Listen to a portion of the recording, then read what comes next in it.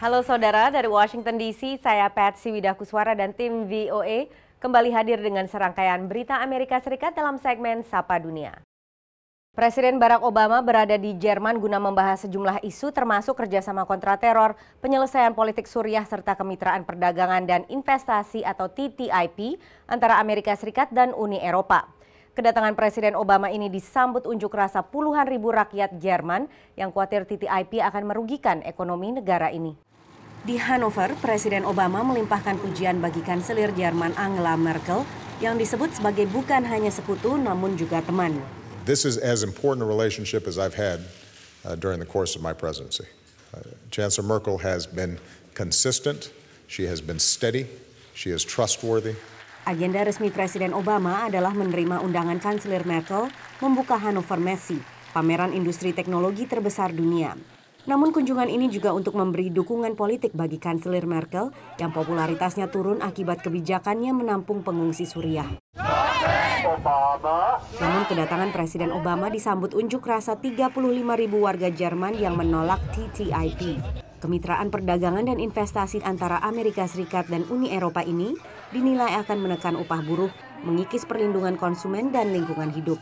Grundsätzlich immer schon engagiert gegen diese Abkommen, die im Endeffekt eigentlich eine Enteignung, eine demokratische darstellen. Sebelum tiba di Jerman, Presiden Obama berada di London, di mana ia membuat marah aktivis Brexit, gerakan yang ingin Inggris keluar dari Uni Eropa.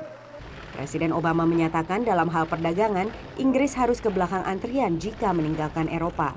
The UK would not be able to negotiate something with the United States faster.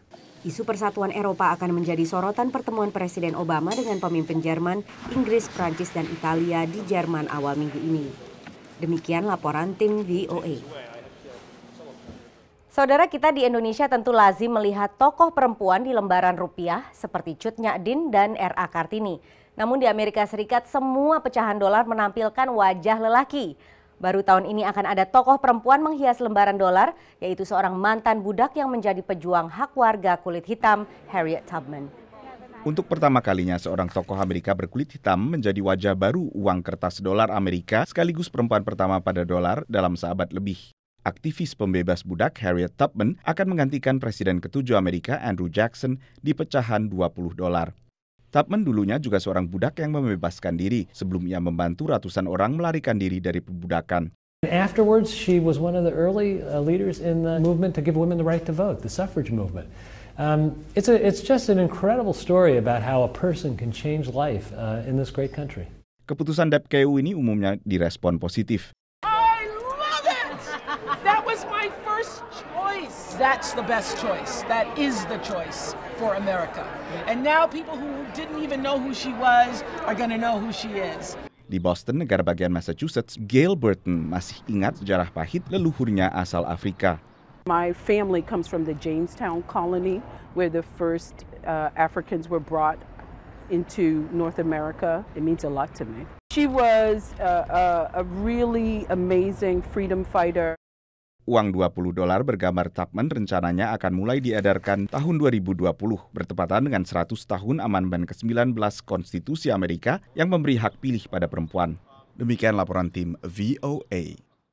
Semua perantau pasti ada masanya rindu pada jajanan tanah air.